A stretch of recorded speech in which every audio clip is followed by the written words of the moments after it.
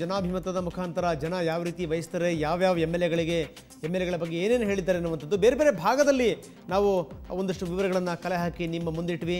ಯಾವ್ಯಾವ ಭಾಗದ ಜನ ಹಾಲಿ ಶಾಸಕರ ಬಗ್ಗೆ ತಮ್ಮ ಅನಿಸಿಕೆ ಅಭಿಪ್ರಾಯಗಳನ್ನು ಹೇಗೆ ವ್ಯಕ್ತಪಡಿಸಿದರು ಅನ್ನುವಂಥದ್ದು. ಬನ್ನಿ ಇದ್ರ ಬಗ್ಗೆ ಮಾತಾಡಲಿಕ್ಕೆ ನಮ್ಮ ಜೊತೆಗೆ ಜಾಯ್ನ್ ಆಗಿದ್ದಾರೆ ಡಿ ಕೆ ಶಿವಕುಮಾರ್, ಕಾಂಗ್ರೆಸ್ನ ಹಿರಿಯ ಮುಖಂಡರು. ಶಿವಕುಮಾರ್, ಕಾರ್ಯಕ್ರಮಕ್ಕೆ ನಮಗೆ ಸ್ವಾಗತ. ಸೊ ನಾನು ಆರಂಭ ಮಾಡ್ತಾ ಇದ್ದೀನಿ ಚರ್ಚೆಯನ್ನು ವಿಶ್ವೇಶ್ವರ ಭಟ್ರ ಮುಖಾಂತರ. ಸರ್, ಎಲ್ಲ ವಿವರಗಳನ್ನು ಗಮನಿಸಿದ್ರಿ. ಬೇರೆ ಬೇರೆ ಭಾಗದಲ್ಲಿ ಶಾಸಕರ ಬಗ್ಗೆ ಜನ ಆಡಿರುವಂಥ ಮಾತುಗಳು, ಅವರಿಗೆ ತೋರಿಸಿರುವಂಥ ವಿಶ್ವಾಸ ಏನಂತೀರಿ? ರಂಗನಾಥ್, ಇದು ನಿಜಕ್ಕೂ ಭಾಳ ಕುತೂಹಲಕಾರಿಯಾದಂಥ ಒಂದು ಫಲಿತಾಂಶವನ್ನು ಮತದಾರರು ಈಗಾಗಲೇ ಕೊಟ್ಟಿದ್ದಾರೆ. ನಾನು ಕರ್ನಾಟಕದ 6 ಪ್ರಾಂತಗಳಲ್ಲಿ ಶಾಸಕರ ಕಾರ್ಯವೈಖರಿ ತೃಪ್ತಿಕರವಾಗಿದೆಯಾ ಇಲ್ವಾ ಅನ್ನೋದ್ರ ಬಗ್ಗೆ ನೋಡ್ತಾ ಇದ್ದಾಗ ನನಗನ್ಸಿದ್ದೇನು ಅಂತಂದರೆ, ಯಾವ ಪ್ರಾಂತದಲ್ಲಿರುವಂಥ ಶಾಸಕರ ಬಗ್ಗೆಯೂ ಕೂಡ ಮತದಾರರು ಸಂಪೂರ್ಣವಾದಂತಹ ಒಪ್ಪಿಗೆಯನ್ನು ಕೊಟ್ಟಿಲ್ಲ. ನಿಜ. ಎಲ್ಲೂ ಕೂಡ ಅವರ ಕಾರ್ಯವೈಖರಿ ತುಂಬ ಚೆನ್ನಾಗಿದೆ ಅನ್ನುವಂಥ ಒಂದು ಅಭಿಪ್ರಾಯವನ್ನು ಇದರಲ್ಲಿ ಕೊಟ್ಟಿಲ್ಲ. ಭಾಳ ವಿಷಾದದ ಸಂಗತಿ ಏನಂತಂದರೆ, ಈ 6 ಪ್ರಾಂತಗಳಲ್ಲಿ ಚೆನ್ನಾಗಿಲ್ಲ ಅಂತ ಹೇಳಿದವ್ರ ಸಂಖ್ಯೆ 50%ಕ್ಕಿಂತ ಜಾಸ್ತಿ ಇದೆ. ಅದರಲ್ಲೂ ವಿಶೇಷವಾಗಿ ಹೈದರಾಬಾದ್ ಕರ್ನಾಟಕದಲ್ಲಿ 70% ಜನ ಶಾಸಕರ ಕಾರ್ಯವೈಖರಿ ನಮಗೆ ಸ್ವಲ್ಪವೂ ಕೂಡ ತೃಪ್ತಿ ಕೊಟ್ಟಿಲ್ಲ ಅಂತ ಹೇಳಿದ್ದಾರೆ. ನಾನು ಇದರಲ್ಲಿ ಇನ್ನೂ ಒಂದಷ್ಟು ವಿವರವಾಗಿ ಹೇಳಬೇಕು ಅಂತಂದರೆ, ಉದಾಹರಣೆಗೆ ನಾವು ಈ ಸಮೀಕ್ಷೆಯನ್ನು 6 ಪ್ರಾಂತಗಳಲ್ಲಿ ಬೇರೆ ಬೇರೆ ಸಂದರ್ಭಗಳಲ್ಲಿ ಮಾಡಿದಾಗ ನಮಗನ್ಸಿದ್ದೇನಂತಂದರೆ, ಉದಾಹರಣೆಗೆ ಬೆಂಗಳೂರಿನಲ್ಲಿ ಒಟ್ಟು 28 ಕ್ಷೇತ್ರಗಳು, ಅದರಲ್ಲಿ ಅತಿ ಹೆಚ್ಚು ಸ್ಥಾನಗಳನ್ನು ಪಡೆದಿರುವಂಥದ್ದು BJP 17 ಸ್ಥಾನ, ನಂತರ ಕಾಂಗ್ರೆಸ್ಸು, ನಂತರ JDS. ಬೆಂಗಳೂರಿನಲ್ಲಿ ಚೆನ್ನಾಗಿಲ್ಲ ಅಂತ ಹೇಳಿದವ್ರ ಸಂಖ್ಯೆ 64%. ಅಂದರೆ ಈ ಉಳಿದ ಪ್ರಾಂತಗಳನ್ನು ನೋಡೋಣ. ಉದಾಹರಣೆಗೆ ಮಧ್ಯ ಕರ್ನಾಟಕ ಇರ್ಬೋದು. ಮಧ್ಯ ಕರ್ನಾಟಕದಲ್ಲಿ 26 ಕ್ಷೇತ್ರಗಳು, ಅದರಲ್ಲಿ BJP ಅತಿ ಹೆಚ್ಚು ಶಾಸಕರನ್ನು ಹೊಂದಿದೆ, ಕಾಂಗ್ರೆಸ್ಸು 4 ಶಾಸಕರನ್ನು ಹೊಂದಿದೆ. ಅದೇ ರೀತಿ ಹೈದರಾಬಾದ್ ಕರ್ನಾಟಕದಲ್ಲೂ ಅಷ್ಟೇ. ಹೈದರಾಬಾದ್ ಕರ್ನಾಟಕದಲ್ಲಿ 40 ಕ್ಷೇತ್ರಗಳಿದೆ. ಆ 40 ಕ್ಷೇತ್ರಗಳಲ್ಲಿ BJP ಹೊಂದಿರುವಂಥ ಶಾಸಕರ ಸಂಖ್ಯೆ 20, ಕಾಂಗ್ರೆಸ್ಸು 15. ಹೀಗೆ ನೀವು ಯಾವುದೇ ಒಂದು ಪ್ರಾಂತಗಳನ್ನೇ ನೀವು ತೆಗೆದುಕೊಳ್ಳಿ, ಅದರಲ್ಲಿ BJP ಶಾಸಕರ ಸಂಖ್ಯೆ ಜಾಸ್ತಿ ಇದ್ದರೂ ಕೂಡ, ಅಂದರೆ ಹಳೆ ಮೈಸೂರು ಭಾಗವನ್ನು ಬಿಟ್ಟು, ಹಳೆ ಮೈಸೂರು ವಿಭಾಗದಲ್ಲಿ 60 ಕ್ಷೇತ್ರಗಳಿದೆ, ಅದರಲ್ಲಿ ಕಾಂಗ್ರೆಸ್ 26, JDS 17, 3ನೇ ಸ್ಥಾನ BJPಗೆ. ಇದರಲ್ಲಿ ನಮಗೆ ಒಂದು ನಿಚ್ಚಳವಾದಂಥ ಒಂದು ಸಂಗತಿ ಏನು ಗೊತ್ತಾಗತ್ತೆ ಅಂತಂದರೆ, ಈ 6 ಪ್ರಾಂತಗಳಲ್ಲಿ ಶಾಸಕರು ಚೆನ್ನಾಗಿ ಪರ್ಫಾರ್ಮ್ ಮಾಡಿಲ್ಲ. 50%ಕ್ಕಿಂತ ಹೆಚ್ಚು ಜನರಿಗೆ ಶಾಸಕರ ಕಾರ್ಯವೈಖರಿ ತೃಪ್ತಿಯನ್ನು ತಂದುಕೊಟ್ಟಿಲ್ಲ. ಅಂದರೆ ಮತದಾರರು ಶಾಸಕರ ಕಾರ್ಯವೈಖರಿ ಬಗ್ಗೆ ಭ್ರಮ ನಿರಸನಗೊಂಡಿದ್ದಾರೆ. ಎಸ್, ನಿಜ ಸರ್. ಯಾಕಂದರೆ ಜನಗಳಿಗೆ ಅಷ್ಟೊಂದು ವಿಶ್ವಾಸ ಇದ್ದಿದ್ದರೆ ತೀರಾ 61% ಜನ ಶಾಸಕರು ಏನೇನು ಕೆಲಸ ಮಾಡಿಲ್ಲ ಅಥವಾ ಅವ್ರ ಕಾರ್ಯವೈಖರಿ ಇಷ್ಟ ಇಲ್ಲ ಅನ್ನುವಂಥ ಮಾತನ್ನು ಹೇಳಲಿಕ್ಕೆ ಸಾಧ್ಯನೇ ಇರ್ತಿರಲಿಲ್ಲ. ಅದರಲ್ಲೂ ಇನ್ನೊಂದು ಸಂಗತಿ ಏನಂತಂದರೆ, ಬೆಂಗಳೂರಿನಲ್ಲಿ ಸಾಮಾನ್ಯವಾಗಿ ಎಲ್ಲ ಶಾಸಕರು ಕೂಡ ನಾನು 500 ಕೋಟಿ, 1000 ಕೋಟಿ, 1500 ಕೋಟಿ ಅಭಿವೃದ್ಧಿ ಕಾರ್ಯವನ್ನು ಮಾಡಿದ್ದೀನಿ ಅಂತೇಳಿ ಎಲ್ಲರೂ ಕೂಡ ಹೇಳ್ಕೊತಾರೆ, ಬಹಳ ಜೋರಾಗಿ ಹೇಳ್ಕೊಳ್ತಾ ಇದ್ದಾರೆ. ಆದರೆ ಬೆಂಗಳೂರಿನಲ್ಲಿ 64% ಜನರಿಗೆ ಶಾಸಕರ ಕಾರ್ಯವೈಖರಿ ಸ್ವಲ್ಪವೂ ಕೂಡ ಇಷ್ಟ ಆಗಿಲ್ಲ. ಓಕೆ, ಸೊ ಒಂದು ಎಚ್ಚರಿಕೆ ಇದು. ಏನಂತೀರಿ ಧನಂಜಯ್? ರಂಗನಾಥ್, ಈ ರಾಜಕೀಯ ಕ್ಷೇತ್ರದಲ್ಲಿ ಕೆಲಸ ಮಾಡುವಂಥವರಿಗೆ ಚುನಾವಣೆಗಳು ಅಂತ ಹೇಳಿದರೆ ಒಂದು ಪರೀಕ್ಷೆ ಇದ್ದ ಹಾಗೆ. ವರ್ಷ ಪೂರ್ತಿ ಓದಿ ಆದಮೇಲೆ ವರ್ಷದ ಕೊನೆಗೆ ಬರುವಂಥ ಪರೀಕ್ಷೆ ಏನಿದೆ, ಆ ಪರೀಕ್ಷೆಯಲ್ಲಿ ಉತ್ತೀರ್ಣರಾಗಬೇಕಾದಂಥದ್ದು ಅತಿ ಹೆಚ್ಚು ಅಂಕಗಳನ್ನು ಗಳಿಸಬೇಕು ಅಂತ ಹೇಳುವಂಥದ್ದು ಎಲ್ಲರ ಪ್ರಯತ್ನ. ಆದರೆ ಇಲ್ಲಿ ಭಾಳ ಸ್ಪಷ್ಟವಾಗಿ ಕಂಡು ಬರ್ತಾ ಇರುವಂಥದ್ದು, 61% ಜನ ನಿಮ್ಮ ಸಾಧನೆ ಅದು ಬಹುತೇಕ ಶೂನ್ಯ ಅಂತ ಹೇಳುವಂಥ ರೀತಿಯಲ್ಲಿ ನಮಗೆ ಏನೇನೂ ತೃಪ್ತಿ ಇಲ್ಲ, ಚೆನ್ನಾಗಿಲ್ಲ ಅಂತ ಹೇಳುವಂಥ ಒಂದು ವರದಿಯನ್ನು ಕೊಟ್ಟಿದ್ದಾರೆ. ನಾವು ಒಂದು ಶಬ್ದ ಸಾಮಾನ್ಯವಾಗಿ ಉಪಯೋಗ ಮಾಡ್ತೇವೆ, ಆ್ಯಂಟಿ ಇನ್ಕಂಬೆನ್ಸಿ ಅಂತ. ಅಧಿಕಾರದಲ್ಲಿ ಇದ್ದಂಥವರಿಗೆ ಸರ್ವೇ ಸಾಮಾನ್ಯವಾಗಿ ಮತದಾರರನ್ನು ತೃಪ್ತಿಯಲ್ಲಿ ಇಟ್ಟುಕೊಳ್ಳುವಂಥದ್ದು ಬಹಳ ಕಷ್ಟ ಆಗ್ತದೆ, ನಮ್ಮೆಲ್ಲ ಅನುಭವ ಅದು. ಆದ್ರೂ ಚುನಾವಣೆಗಳ ಹತ್ತಿರ ಬರುವಂಥ ಸಂದರ್ಭದಲ್ಲಿ ಆದ್ರೂ ನಮ್ಮ ಒಂದು ಬಿಂಬ ಏನಿದೆ ಅದನ್ನು ಸುಧಾರಣೆ ಮಾಡಿಕೊಳ್ಳಲಿಕ್ಕೆ ಮುಂದೆ ಚುನಾವಣೆಯಲ್ಲಿ ಸ್ಪರ್ಧೆ ಮಾಡಬೇಕು ಅಂತ ಹೇಳುವಂಥ ಒಬ್ಬ ಹಾಲಿ ಶಾಸಕ ಪ್ರಯತ್ನ ಮಾಡಬೇಕಾದಂಥದ್ದು ಬಹಳ ಅಗತ್ಯ ಇದೆ. ಈಗಾಗಲೇ ಭಟ್ರು ಹೇಳಿದಾಗೆ ಬಹಳ ಆಶ್ಚರ್ಯಕರವಾದಂತಹ ಒಂದು ರಿಪೋರ್ಟನ್ನು ನಮ್ಮ ಮುಂದೆ ಇಟ್ಟಿದೆ.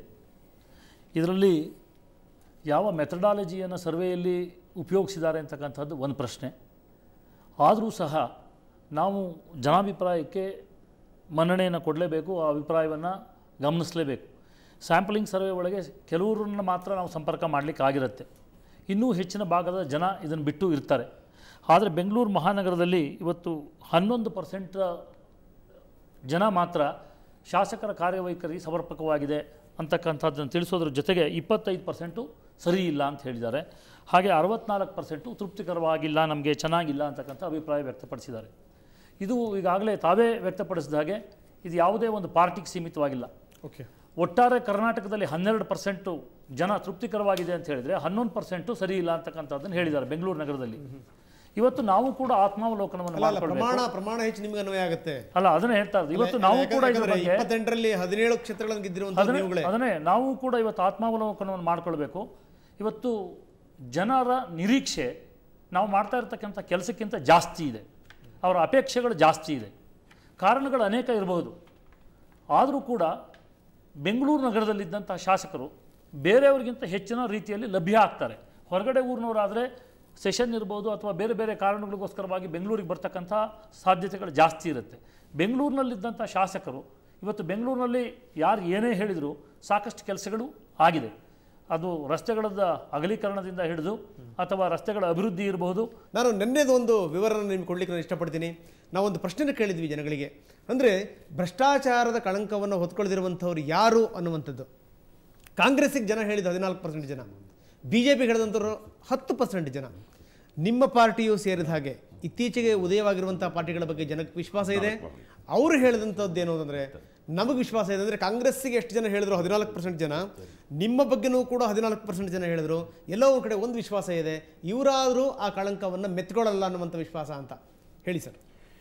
ಈಗ ನನಗೆ ಮುಂಚೆ ಮಾತಾಡೋದ್ರೆಲ್ಲ ಹೇಳಿದ್ರು ಸಾಕಷ್ಟು ಕೆಲಸ ಮಾಡಿದ್ದೀವಿ ಹಾಗೆ ಅಂತ.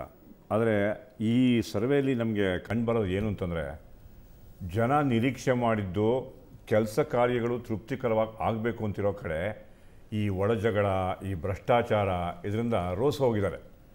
ಅದರಲ್ಲೇ ಜಾಸ್ತಿ ಕಾಲ ಕಳ್ಕೊಂಡು ನಿಜವಾದ ಡೆವಲಪ್ಮೆಂಟ್ ವರ್ಕ್ ಏನಾಗಬೇಕಾಯಿತು ಅದು ಮಾಡೋಕ್ಕೆ ಆಗಿಲ್ಲ. ಒಂದು.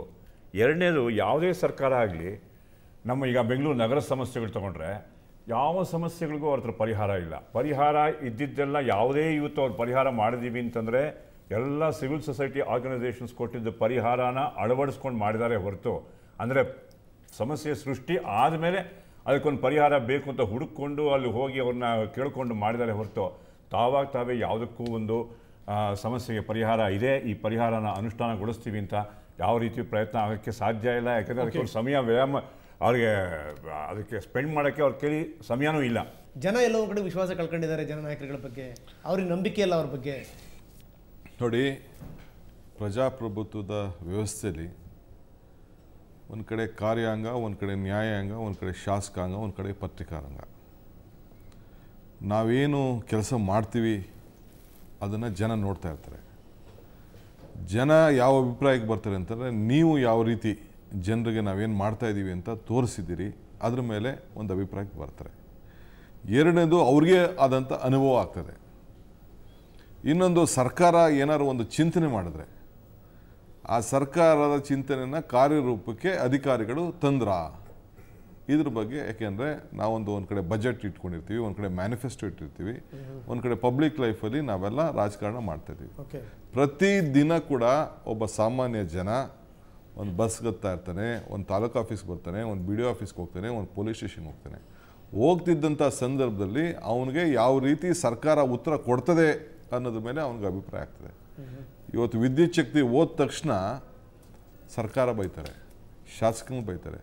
ರಸ್ತೆ ಸರಿ ಇಲ್ಲ ಅಂತಂದರೆ ಯಾರಲ್ಲಿ ಪ್ರತಿನಿಧಿ ಇರ್ತಾನೆ, ಆ ಸರ್ಕಾರ ಏನಿದೆ ಅಂತ ಬೈತಾರೆ. ಸೊ ನೀವು ಏನೇ ಒಂದು ತೀರ್ಮಾನಕ್ಕೆ ಇಲ್ಲಿಗೆ ಬರಬೇಕಾದ್ರೆ ಸಾಮಾನ್ಯವಾಗಿ ನೀವು ಸ್ಯಾಂಪಲಿಂಗ್ ಎಷ್ಟು ಮಾಡಿಸಿರ್ತೀರೋ ಬಿಟ್ಟಿರ್ತೀರೋ, ಇದೊಂದು ಸಿಸ್ಟಮು ಮೊದಲಿಗೆ ಕೂಡ ಬಂದಿದೆ. 100ಕ್ಕೆ ಮಾಡೋದಕ್ಕಾಗದೇ ಇರ್ಬೋದು, 100ಕ್ಕೆ ಕರೆಕ್ಟ್ ಆಗದೇ ಇರ್ಬೋದು.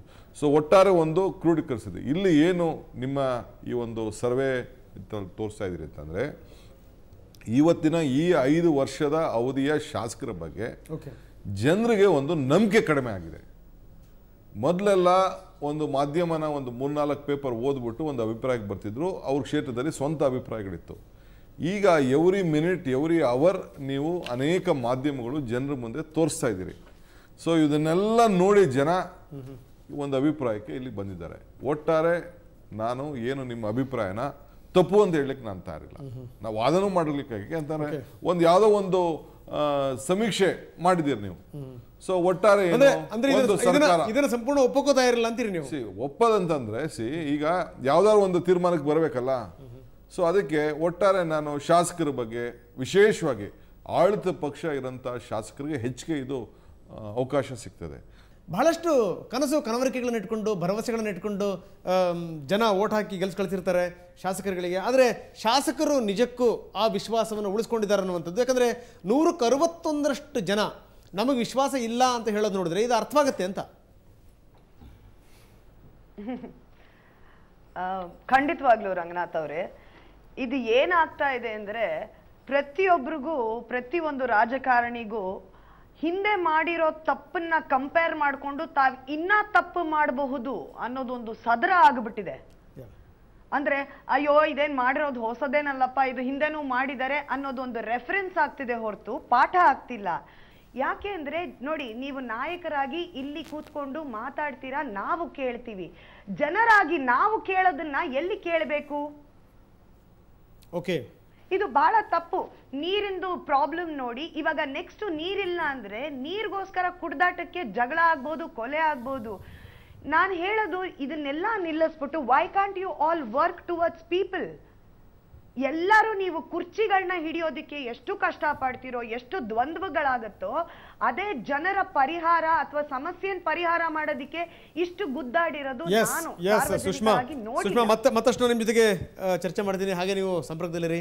ಸೊ ಇನ್ನಷ್ಟು ಮಾತನಾಡೋದಕ್ಕೆ ಸಂಬಂಧಪಟ್ಟ ಹಾಗೆ ಮುಂದಿನ ವಿಚಾರಗಳು ಅಂದರೆ ಯಾವ್ಯಾವ ವಿಷಯಗಳನ್ನು ಇಟ್ಕೊಂಡು ನಾವು ಈ ಸಮೀಕ್ಷೆಯನ್ನು ಮಾಡಿದ್ದೀವಿ ಅನ್ನೋದ್ರ ಬಗ್ಗೆ, ಬೆಟರ್ CM ಯಾರು ಅಂತ, ಒಳ್ಳೆಯ ಮುಖ್ಯಮಂತ್ರಿ ಅಂತ ನೀವು ಯಾರನ್ನ ಪರಿಗಣಿಸ್ತೀರಿ ಅನ್ನುವಂಥ ಪ್ರಶ್ನೆ, ಅದಕ್ಕೆ ಜನರ ಉತ್ತರ ಏನಿತ್ತು ನೋಡೋಣ ಸಣ್ಣ ವಿರಾಮದ ನಂತರ.